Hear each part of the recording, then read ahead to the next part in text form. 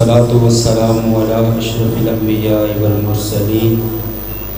قال الله تعالى في القرآن المجيد والفرقان الحميد. بسم الله الرحمن الرحيم. إنه يعلم الجهر وما يخفى. صدق الله العظيم وصدق رسوله النبي الكريم الرؤوف الرحيم.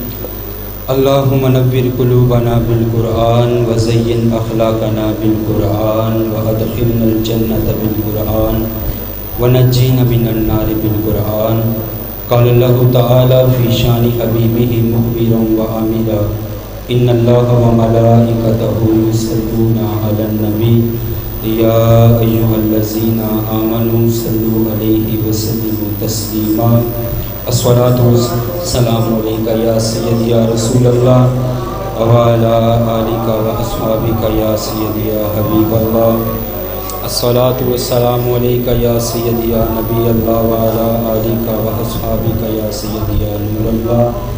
تمام حمد و ثنا تعریف و توصیف اللہ جل مجدہ الکریم کی ذات ببرکات کے لیے جو خالق کائنات بھی ہے اور مالک شش جہات بھی. اللہ جل و علا کی حمد و ثنا کے بعد حضور نبی اکرم شفیع امم رسول محتشم صلی اللہ علیہ وآلہ وسلم کی بارگاہ میں اپنی محبتوں، عقیدتوں اور نیاز مندیوں کا خیرات پیش کرنے کے بعد واجب الاحترام معزز محترم محتشم سامعین و ناظرین، السلام علیکم ورحمۃ اللہ وبرکاتہ. سب سے پہلے میں شکریہ ادا کرنا چاہوں گا ان علماء حضرات کا جو وقت نکال کر کے ہماری اس محفل کی زینت بنے. اللہ تبارک و تعالی قدم قدم پر جو ہے وہ ان کو برکتیں عطا فرمائے. اپنے موضوع کی طرف آتا ہوں. اللہ تبارک و تعالی نے قرآن میں ارشاد فرمایا اِنَّهُ يَعْلَمُ الْجَهْرَ وَمَا يَخْفَى کہ تیرے رب کی ذات وہ ذات ہے جو تیرے ظاہری عملوں کو بھی دیکھ رہی ہے اور تیرے باطنی عملوں کو بھی دیکھ رہی ہے. اے بندے، جو عمل تو مجمع عام کے اندر کرتا ہے تیرا رب اس کو بھی ملاحظہ فرما رہا ہے، اور جو عمل تو چھپ کر کے بند کمروں کے اندر کرتا ہے تیرا رب اس کو بھی ملاحظہ فرما رہا ہے. تیرا ہر ظاہری عمل تیرے رب کی نگاہوں کے اندر ہے، اسی طرح تیرا ہر باطنی عمل بھی جو ہے وہ تیرے رب کی نگاہوں کے اندر ہے. بندہ جب یہ احساس اپنے ساتھ پیدا کر لیتا ہے کہ میرا اللہ مجھے دیکھ رہا ہے تو پھر جو ہے وہ گناہ کا تصور مشکل ہی نہیں محال ہو جاتا ہے. اللہ تبارک و تعالیٰ نے فرمایا کہ وہ تیرے ظاہری عملوں کو بھی دیکھ رہا ہے اور تیرے باطنی عملوں کو بھی دیکھ رہا ہے.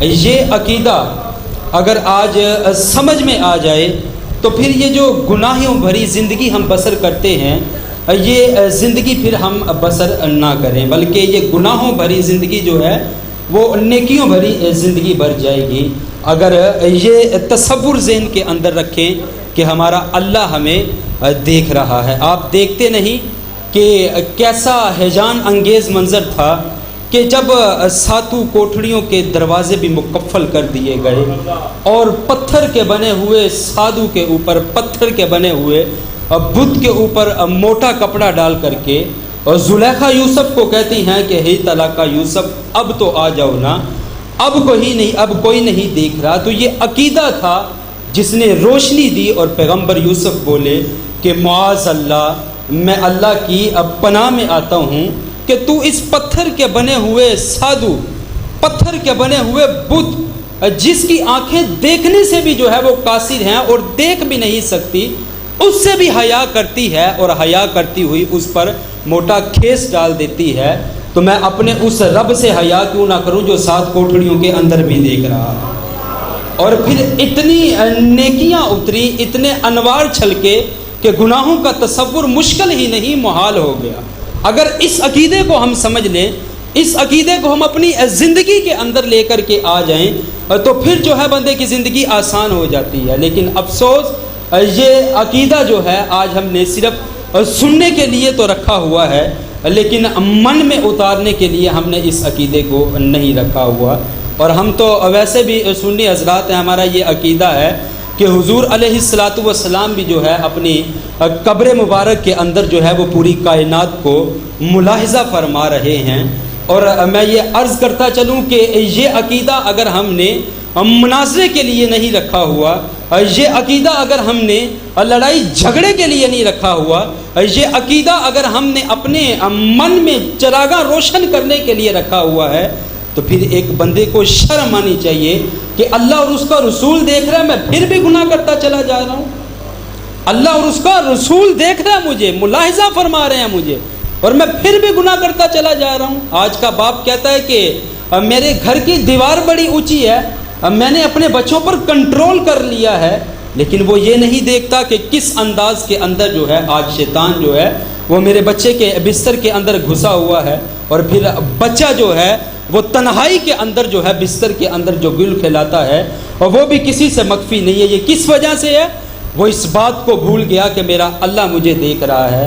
آج کفنوں کے سودے ہم کرتے ہیں، کس وجہ سے ہم بھول گئے کہ اللہ ہمیں دیکھ رہا ہے، ہم بھول گئے کہ جو ہے اللہ ہمیں دیکھ رہا ہے۔ اسی وجہ سے جو ہے رشوتیں ہم لیتے ہیں، چوریاں ہم کرتے ہیں، ظلم و جبر کا بازار ہم گرم کرتے ہیں، ڈکیتیاں ہم کرتے ہیں، اور اسی طرح کسی کی عزت کو پامال ہم کرتے ہیں۔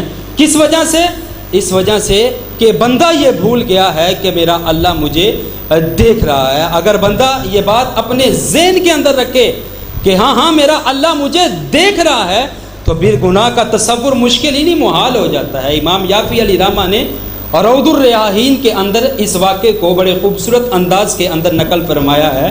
آپ فرماتے ہیں ایک نوجوان تھا، بڑا خوبصورت نوجوان تھا، اللہ نے اس کو سیرت کی خوبصورتی بھی دی ہوئی تھی، اللہ نے اس کو سیرت کی خوبصورتی بھی، نعرہ تکبیر، نعرہ رسالت، نعرہ حیدری، نعرہ حیدری، جناب پروفیسر ڈاکٹر محمد عبداللہ آصف مصطفی صاحب، کہ آج ہم یہ بھول گئے کہ ہمارا اللہ مجھے دیکھ رہا ہے۔ تو ایک نوجوان تھا، بڑا خوبصورت تھا، صورت بھی بڑی خوبصورت تھی اس کی، سیرت بھی بڑی خوبصورت تھی، کپڑے کی دکان پر کام کرتا تھا۔ ایک خاتون آتی ہے، دل ہار جاتی ہے اس پر، اور عنفوان شباب پر وہ شخص تھا، کپڑا خریدنے کے لیے بیٹھتی ہے، ضرورت سے زیادہ کپڑا لیتی ہے، اور جو مالک دکان ہوتا ہے اس کو کہتی ہے کہ کپڑا جو ہے میں نے ضرورت سے زیادہ خرید لیا ہے، اس کو اٹھانے کی سکت نہیں ہے، طاقت نہیں ہے، ہمت نہیں ہے، ایسا کرو اس نوجوان کو میرے ساتھ بھیج دو، یہ کپڑوں کی گٹھڑی جو ہے وہ میرے گھر تک چھوڑ کر کے آ جائے۔ تو مالک دکان جو تھا اس عورت کی نیت سے واقف نہ ہو سکا، اور کپڑوں کی گٹھڑی جو ہے اس نوجوان کے کندھے پر جو ہے وہ لدوا دی۔ نوجوان گٹھڑی لے کر کے عورت کے گھر آیا، عورت نے کہا کہ فلاں کمرے کے اندر رکھ دو، کنڈی کھولی، کمرے کے اندر داخل ہوا، پیچھے ہی وہ عورت بھی کمرے کے اندر داخل ہوتی ہے، اور اپنا حیاسوز لباس اتار کر کے پھینکتی ہے، اور گناہ کی اس کو دعوت دینے لگتی ہے، لیکن وہ بار بار کہتا ہے کہ میرا اللہ مجھے دیکھ رہا ہے، میرا اللہ مجھے دیکھ رہا ہے۔ بڑا حساس مرحلہ ہوتا ہے نا، بڑا نازک مرحلہ ہوتا ہے بندے کے لیے، اور عورت کو تو ویسے بھی جو ہے وہ شیطان کے ریشمی جالوں میں سے ایک جال قرار دیا گیا ہے۔ حضرت سعید بن مسیب رضی اللہ تعالیٰ عنہ تابعی رسول ہیں، 80 سال عمر ہے، بستر مرگ پر پڑے ہوئے ہیں، کوئی ملنے کے لیے آتا ہے، پوچھتا ہے حضرت بتائیں کیسی زندگی گزر رہی ہے؟ فرمایا کہ اللہ کا شکر ہے، اللہ نے مجھے باطن کا اتنا نور عطا کیا ہے کہ شیطان جس شکل میں بھی آ جائے وہ جو ہے میرے اوپر حاوی نہیں ہو سکتا۔ لیکن بعد میں ایک ٹھنڈی آہ بھر کر کے کہتے ہیں ہاں اگر شیطان عورت کی صورت میں آ جائے تو پھر میں کچھ کہہ نہیں سکتا۔ تابعی رسول 80 سال عمر بستر علالت پر پڑے ہوئے ہیں، وہ یہ کہہ رہے ہیں، اور آج کا جھوٹا پیر اٹھ کر کے کہتا ہے کہ بے پردہ عورت اگر میرے پاؤں کو دبائے تو مجھے اس سے کچھ نہیں ہوتا، وہ جھوٹ بولتا ہے۔ بڑا سخت مرحلہ ہوتا ہے، بڑا نازک مرحلہ ہوتا ہے۔ تو اس نوجوان میں نے بھی دیکھا کہ بڑا نازک مرحلہ ہے، اس نے کہا اچھا تم ایسا کرو، مجھے جو ہے وہ واش روم کے اندر جانے دو۔ اس عورت نے کہا کہ ٹھیک ہے جاؤ۔ واش روم کے اندر جاتا ہے، پخانہ کرتا ہے، اپنے ہاتھوں پر ملتا ہے، اپنے بدن پر ملتا ہے، اور مل کر کے باہر آ جاتا ہے۔ عورت دیکھتی ہے، سارا نشہ اتر جاتا ہے، کہتی ہے یہ تو کوئی پاگل ہے، کوئی مجنون ہے، میرے گھر سے نکل جا، دفع ہو جا۔ وہ نوجوان گھر سے نکلتا ہے، تو دل ہی دل کے اندر اللہ کا شکر ادا کر رہا ہوتا ہے کہ اللہ تیرا شکر ہے، میرا تن تو جو ہے وہ گندا ہو گیا لیکن میرا من تو میلا نہیں نہ ہوا، میرا من تو ستھرا نہ رہا نا۔ کائنات کا سب سے حسین چہرہ وہ ہوتا ہے جو جنسی کالک سے محفوظ ہو، اور اس بات کو باقاعدہ لکھا گیا کہ جب تک وہ نوجوان باقی رہا اس نوجوان کے جسم سے مشک و عنبر کی خوشبوئیں آیا کرتی تھی، اور مرنے کے بعد جو ہے یہی خوشبو جو ہے وہ اس کی قبر کی مٹی سے بھی آیا کرتی تھی۔